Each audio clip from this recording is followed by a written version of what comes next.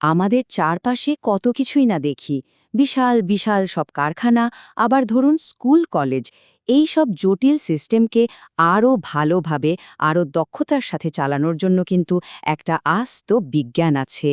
আজ আমরা সেই ইন্ডাস্ট্রিয়াল ইঞ্জিনিয়ারিংয়ের একেবারে মূল কিছু বিষয় নিয়ে কথা বলবো, খুব সহজভাবে। চলুন আলোচনাটা শুরুই করি একটা বেশ অন্যরকম প্রশ্ন দিয়ে।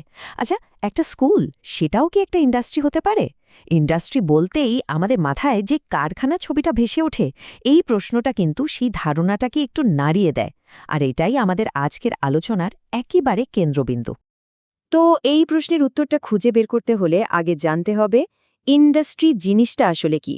এর মানে কি শুধু কলকারখানা, নাকি এর ধারণাটা আরও অনেক বড়?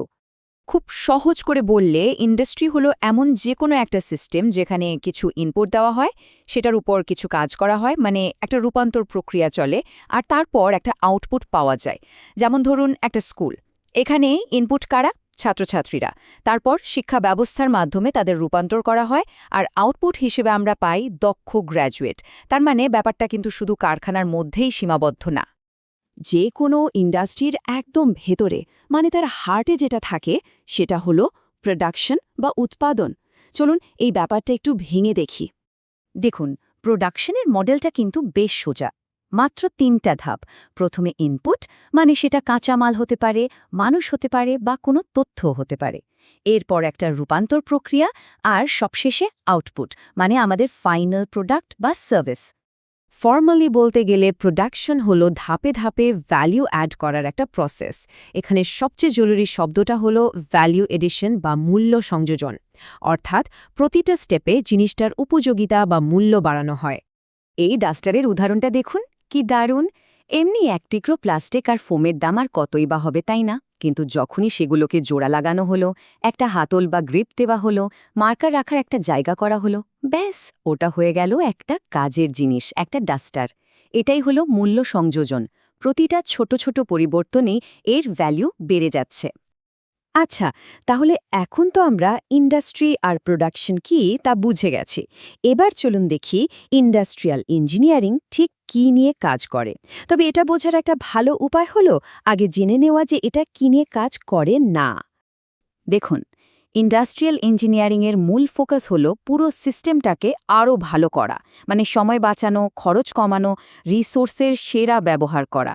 এটা কিন্তু ম্যাটেরিয়াল সায়েন্সের মতো কোনো পদার্থ কি দিয়ে তৈরি তার গভীরে যায় না, বা একটা ওয়েল্ডিং মেশিন ঠিক কিভাবে কাজ করে সেই ম্যানুফ্যাকচারিং সায়েন্স নিয়েও মাথা ঘামায় না। ওইগুলো অন্য স্পেশালিস্টদের কাজ। এবার আসা যাক সেই মানুষটির কথায়, যাকে বলা হয় ইন্ডাস্ট্রিয়াল ইঞ্জিনিয়ারিংয়ের জনক, আর তার দেওয়ার সবচেয়ে গুরুত্বপূর্ণ কনসেপ্টের কথায়। তার নাম ফ্রেডরিক উইন্সলো টেলর, সংক্ষেপে FW টেলর। বলা যায় এই পুরো বিষয়টার ভিত্তি কিন্তু তিনিই তৈরি করে দিয়ে গেছেন। আর টেলরের সবচেয়ে বড় যে অবদান, সেটা হলো প্রোডাক্টিভিটির ধারণা। প্রোডাক্টিভিটি মানে কি? এটা হলো আউটপুট আর ইনপুটের একটা অনুপাত। মানে শুধু কতগুলো জিনিস তৈরি হলো তা নয়, বরং সেই জিনিসগুলো তৈরি করতে কতটুকু রিসোর্স বা সম্পদ লাগলো সেটার হিসেব। এবার আমরা এমন দুটো শব্দের পার্থক্য দেখব, যা নিয়ে প্রায়ই সবার মধ্যে একটা কনফিউশন তৈরি হয়: প্রোডাক্টিভিটি আর এফিসিয়েন্সি। প্রথমেই দেখি প্রোডাকশন আর প্রোডাক্টিভিটির মধ্যে তফাৎ। প্রোডাকশন মানে হলো শুধু আউটপুটের সংখ্যা, যেমন ধরুন 1000টা গাড়ি বানানো হলো।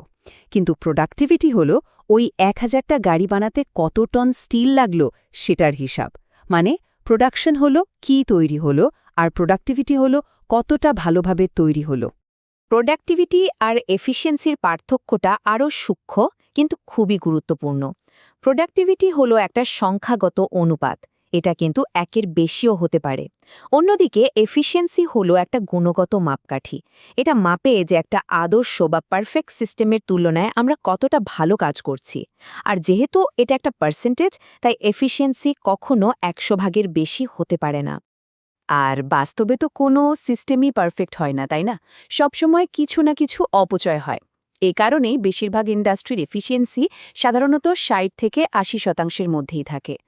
100% এফিসিয়েন্সি পাওয়াটা আসলে একটা থিওরি, বাস্তবে প্রায় অসম্ভব। চলুন খুব সংক্ষেপে একবার দেখে নিই সময়ের সাথে সাথে এই আইডিয়াগুলো কিভাবে বদলেছে আর আজকের পর্যায়ে এসে পৌঁছেছে। ইন্ডাস্ট্রিয়াল ইঞ্জিনিয়ারিংয়ের এই যাত্রাকে আমরা মোটামুটি 5টা ভাগে ভাগ করতে পারি। শুরুটা হয়েছিল শিল্প বিপ্লবেরও আগে, তারপর এলো শিল্প বিপ্লবের যুগ, এরপর টেলরের হাত ধরে এলো সায়েন্টিফিক ম্যানেজমেন্ট, তারপর অপারেশনাল রিসার্চ, আর সব শেষে 1980 সাল থেকে আজকের এই অটোমেশন আর কম্পিউটারের যুগ।